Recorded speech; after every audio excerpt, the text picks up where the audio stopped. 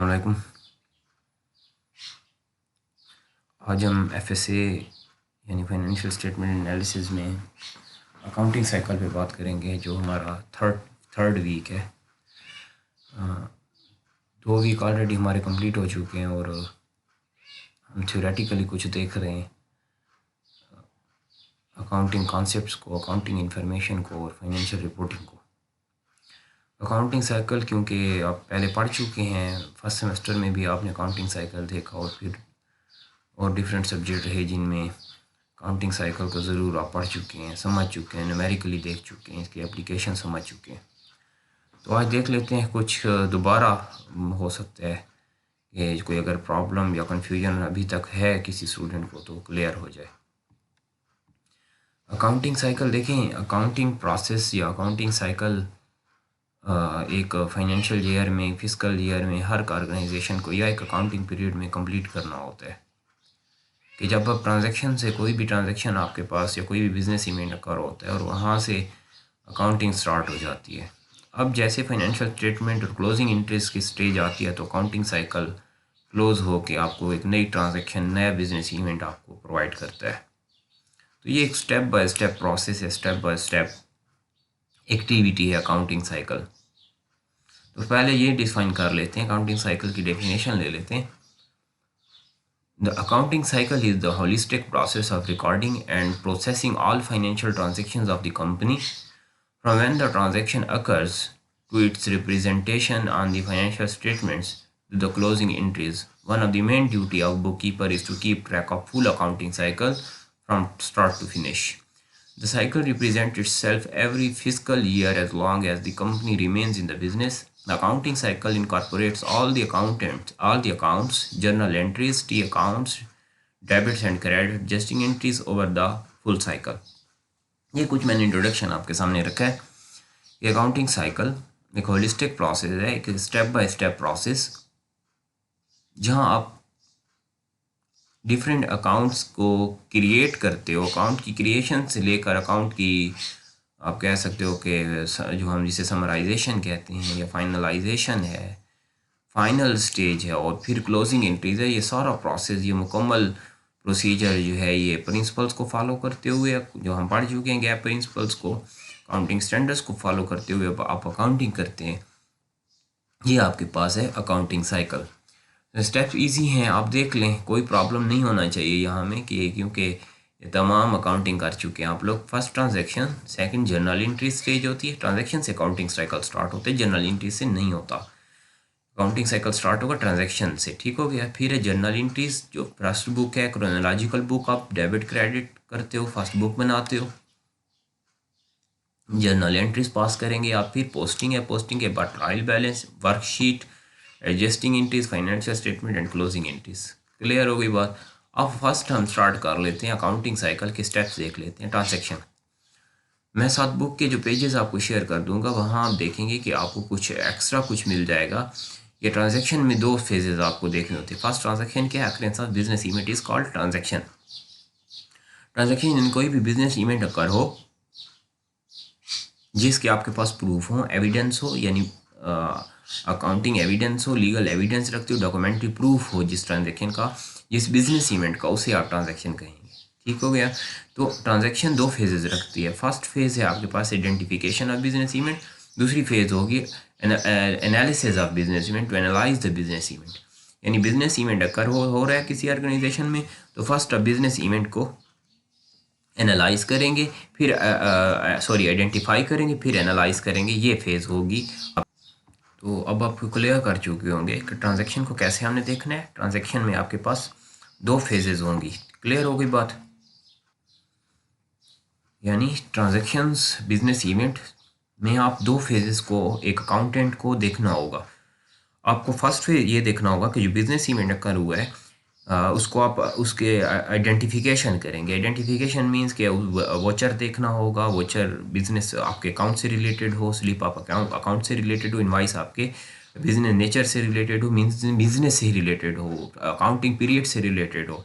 ऐसी कोई भी ट्रांजैक्शन आप रिकॉर्ड नहीं कर सकते जो प्रीवियस ईयर से रिलेटेड है या फ्यूचर से रिलेटेड है, मीन्स कि नेक्स्ट ईयर में कहीं जाके वो फाइनलाइज होगी। जो ट्रांजैक्शन किसी भी अकाउंटिंग पीरियड में जो करंट रनिंग पीरियड है उसमें उससे रिलेटेड है, उसको सिर्फ आप रिकॉर्ड कर सकते हैं। तो ट्रांजैक्शन को एनालाइज करने के दो फेजेस हैं, ट्रांजैक्शन में दो फेजेस आ जाते हैं, ठीक हो गया। बिजनेस इवेंट को एनालाइज करने के या फाइनलाइज करने के दो फेजेस होंगे। पहला फेज जो होगा वहाँ आप आइडेंटिफाई करेंगे। मैंने आपको कहा कि आइडेंटिफिकेशन एक इजी प्रोसेस है, कोई इसमें डिफ़िकल्टी नहीं है कि आप ट्रांजैक्शन आपके पास एक फॉर एग्जांपल स्लिप में एग्जांपल देना चाह रहा हूँ, ये बिजनेस इवेंट या एविडेंस है या डॉक्यूमेंट्री प्रूफ है। आप वहाँ देखेंगे कि ये वॉचर या ये इनवाइस डेबिट कहाँ होनी चाहिए, क्रेडिट कहाँ होनी चाहिए, किस बुक में इसका असर पड़ेगा, किस बुक को ये इफेक्ट करेगी, ये तमाम प्रोसेस आप देख रहे हो। तो ये आइडेंटिफिकेशन हो गई। जब आप ये फाइनल कर लेते हो, आइडेंटिफाई कर लेते हो कि हाँ ये बिजनेस से ही रिलेटेड है, बिजनेस ही लिंक कर रही है एविडेंस या डॉक्यूमेंट्री प्रूफ या बिजनेस ट्रांजैक्शन इवेंट, फिर फर्दर क्या करेंगे, आप एनालाइज करेंगे। एनालिसिस में ये होता है कि अब उसका इफ़ेक्ट आप लास्ट फेज तक एनालाइज करेंगे, उसको डेबिट क्रेडिट उसकी बुक में ले जाएंगे, बुक में एंटर करेंगे। फिर उसके बाद फर्स्ट क्रोनोलॉजिकल बुक में एंट्री होने के बाद फिर देखा जाएगा कि इसका मेच्योरिटी टाइम क्या है, सब कुछ। यानी अगर सेल ऑन क्रेडिट है, cell credit account receivable debit आपने किया है, तो वहाँ आपको देखना होगा, आपने आइडेंटिफाई तो कर लिया हाँ सेल ऑन क्रेडिट हो चुकी है, अब देखना होगा कि इसके एंट्री पास करने में कब तक ये क्रेडिट है और कब तक ये फॉर एग्जांपल क्रेडिट के बाद ये कैश ट्रांजैक्शन में इन्वॉल्व किस डेट पे जाके होगी। और जब तक ये क्रेडिट में होगी तो हमारे रिजल्ट्स क्या होंगे, और जब इसकी मेच्योरिटी टाइम आएगा तो हमारे रिजल्ट में क्या चेंज आ जाएगा, हमारी रिपोर्टिंग में क्या चेंज आएगा। अब आप एनालिसिस की तरफ जा रहे हो, मीन्स कि फुल आप एनालाइज कर लेंगे। ये है ट्रांजैक्शन की फेज़। तो फर्स्ट ट्रांजैक्शन से अकाउंटिंग साइकिल स्टार्ट होता है। Financial transaction start the process if there were no financial transactions there would be nothing to keep track of. The transactions may include a debt payoff, any purchases or acquisition of asset। ये example दी गई, कुछ भी हो सकता है transaction का, कोई भी ट्रांजैक्शन अकर हो सकती है। तो आप दो फेजेस से अपने वोचर को या बिजनेस इनवाइसेस को या डॉक्यूमेंट्री प्रूफ को पास करेंगे। फर्स्ट पास करेंगे आपके आइडेंटिफाई करेंगे ट्रांजैक्शन को, सिंपल देखना होगा ट्रांजैक्शन बिजनेस से रिलेटेड है या नहीं है। उसके बाद जब आइडेंटिफाई कर लेंगे, अब एनालाइज कर लें, तमाम उसके कंटेंट्स मुकम्मल हैं, तमाम फीचर्स मुकम्मल हैं, और जो अकाउंट आपके पास ओपन है, रजिस्टर्ड है, क्या उनके साथ इसका कोई ताल्लुक है, वहाँ ये किस अकाउंट में जाके एंटर होनी चाहिए ट्रांजैक्शन यहाँ कंप्लीट हो जाएगी। सेकंड फेज़ होगी जो अकाउंटेंट को करना होगा, वो हो journal entries, debit credit entries pass करेंगे आप। जर्नल एंट्रीज ऑलरेडी पास कर चुके आप। Journal entries with the transactions set in the place. The next step is to record these entries in the company's journal in chronological order. In debiting one or more accounts and crediting one or more accounts, the debit and credit must always a balance. आप पढ़ चुके हैं ये चीज़ कि आप for example journal entries जो हैं यहाँ दो ट्रांजेक्शन्स हो सकती हैं। फर्स्ट ही हो सकता है जनरल जर्नल, ठीक है, जनरल जर्नल मैं कह रहा हूँ जो आपके पास क्रोनोलॉजिकल बुक होती है। इसी तरह जनरल जर्नल के पास ओरिजिनल बुक के बाद आपके पास सब्सिडरी बुक्स होती हैं, स्पेशल बुक्स। सब्सिडरी बुक्स क्या हो सकती हैं, कैश बुक है, पेटी कैश बुक है, फॉर एग्जांपल सेल बुक है, परचेज बुक है, रेवेन्यू बुक है। तमाम अकाउंट्स के अलग-अलग बुक्स में अगर आप दोबारा ट्रांजैक्शन को ले जाते हैं तो ये सब्सिडरी होता है। तो ये सेकंड फेज जो है आपके पास जनरल एंट्रीज होंगी, जहां आप एंट्रीज को ट्रांजैक्शन के बाद ट्रांसफ़र या पोस्ट करेंगे। थर्ड स्टेज आपके पास आ जाती है posting to general ledger. General ledger GLT account है, यानी अब आपने क्या किया है, क्लासिफिकेशन आप कर रहे हो। पहले आपने रिकॉर्डिंग की, रिकॉर्डिंग के बाद अब क्लासिफिकेशन स्टेज, आप कहते हो ना accounting is a process of recording classifying, classification stage अब स्टार्ट हुई। अब हर एक जनरल एंट्री को या जनरल बुक को अपनी क्लास के लेजर में ले जाएं, ठीक है, जनरल लेजर में ले जाएं या स्पेशल लेजर में ले जाएं।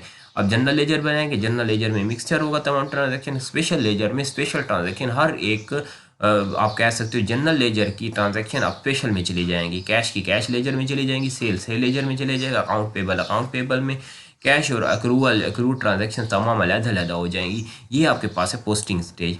जनरल लेजर को किंग ऑफ अकाउंटिंग भी कहा जाता है, क्योंकि यही वो फेज़ है जहां आप ऐसा समझें कि फाइनलाइज फेजेस की में इन हो जाते हो। अगर ये स्टेज क्लियर है, ये स्टेज आपने बिल्कुल एक्यूरेट पास की है, यहाँ कोई गलती एरर फ्रॉड नहीं है, तो आप देखते हो फर्दर ट्रायल बैलेंस में भी आपको फिर आसानी होती है और फाइनल रिजल्ट्स की तरफ आप जाते हो। तो ये किंग ऑफ अकाउंटिंग है। नेक्स्ट फेज आपके पास होगी ट्रायल बैलेंस।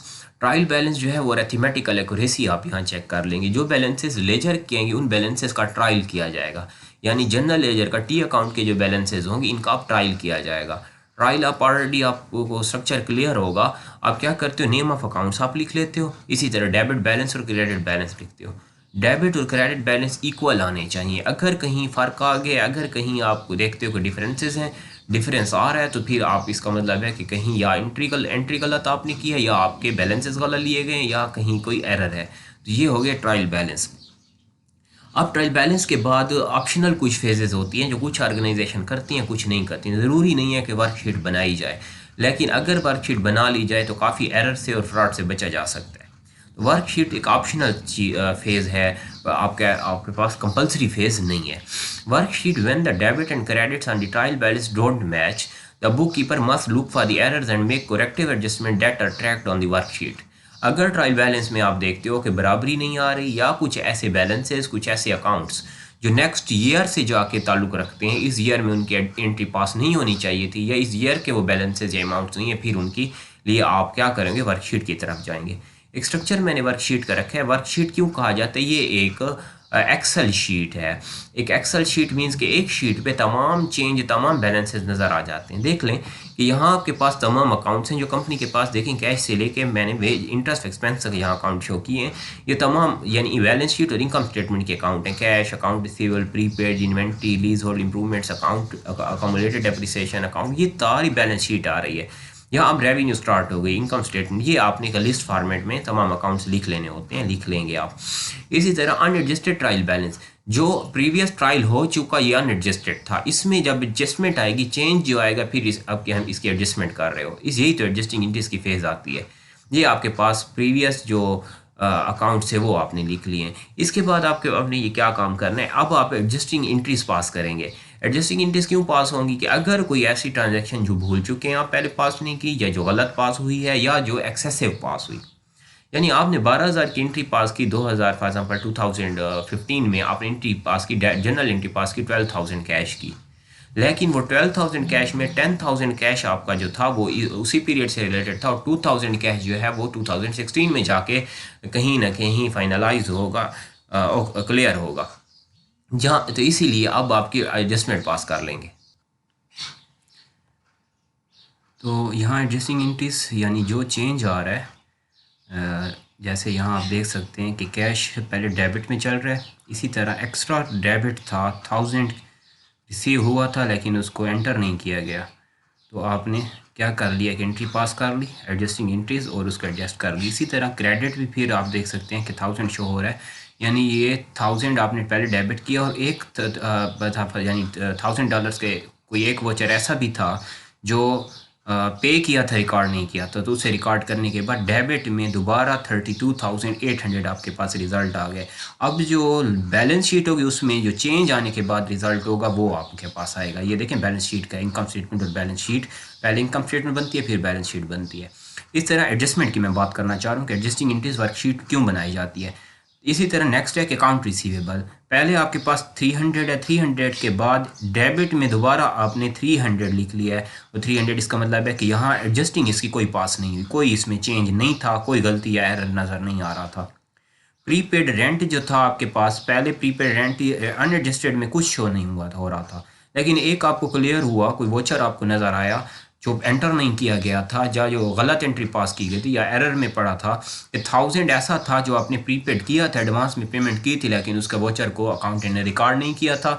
तो एडजस्टमेंट पास करने के बाद आप देखें बैलेंस एक्यूरेट हो गया, अपडेट हो गया। एडजस्टिंग एंट्रीज अपडेशन के लिए, अकाउंट अपडेशन के लिए पास की जाती हैं। इन्वेंट्री देखें 39,000, 39,800, तो इसमें कोई फ़र्क नहीं है, कोई ऐसी ट्रांजैक्शन नहीं थी जो एरर हो, या गलत हो, या हैरानियस हो, रॉन्ग हो।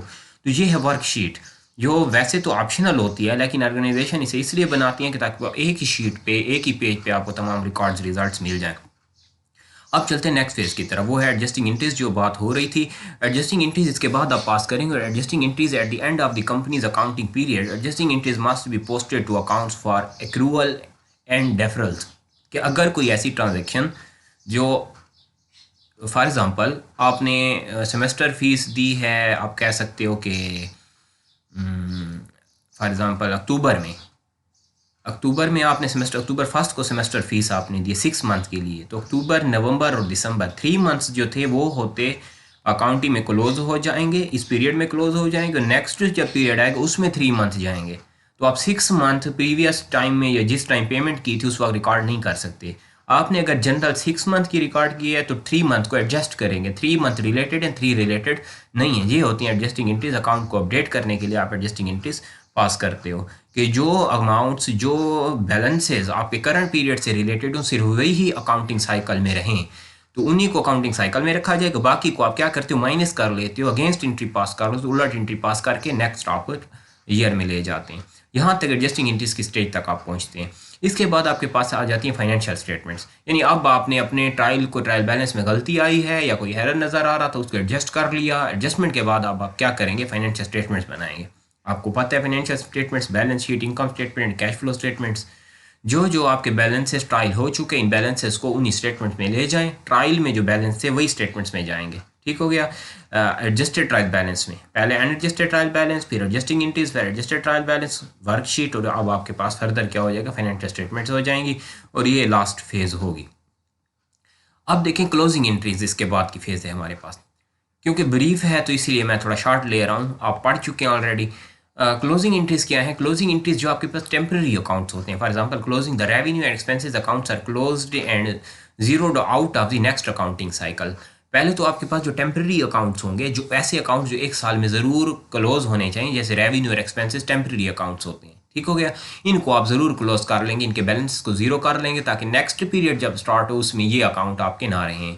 एक साल में जितना प्रॉफिट हुआ उसी साल में उसको डिवाइड कर लें, या उसी ईयर में उसको आप क्या कर लें, उसकी डिवीजन या उसकी क्लोजिंग कर लें। तो इसीलिए टेम्पररी अकाउंट्स को क्लोज किया जाता है। रेवेन्यू अकाउंट और एक्सपेंसेस अकाउंट टेम्पररी अकाउंट्स होते हैं, और बाकी आपके पास परमानेंट अकाउंट होते हैं। और ओनर इक्विटी में ड्राइंग जो है ये भी टेम्पररी अकाउंट में चलता है। The revenue and expenses accounts are closed and zeroed out of next accounting cycle. This is because revenue expenses accounts are income statement accounts which show performance for the specific period.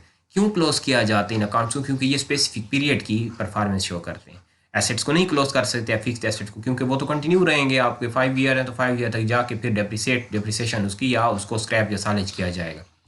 Balance sheets account are not close because they show the company's financial position at the certain point in time.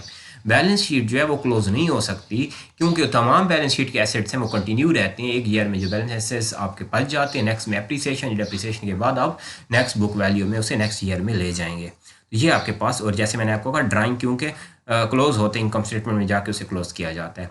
Closing entry का एक structure मैंने रखा है, कैसे पास हो सकता है। Closing entry पास होगी, तमाम एक्सपेंसेस की मैं पास कर रहा हूँ, close expense accounts to the income statement. ठीक हो गया। एक्सपेंसेस को आप क्या करेंगे, तमाम एक्सपेंसेस को आप इनकम समरी में ले जाएंगे।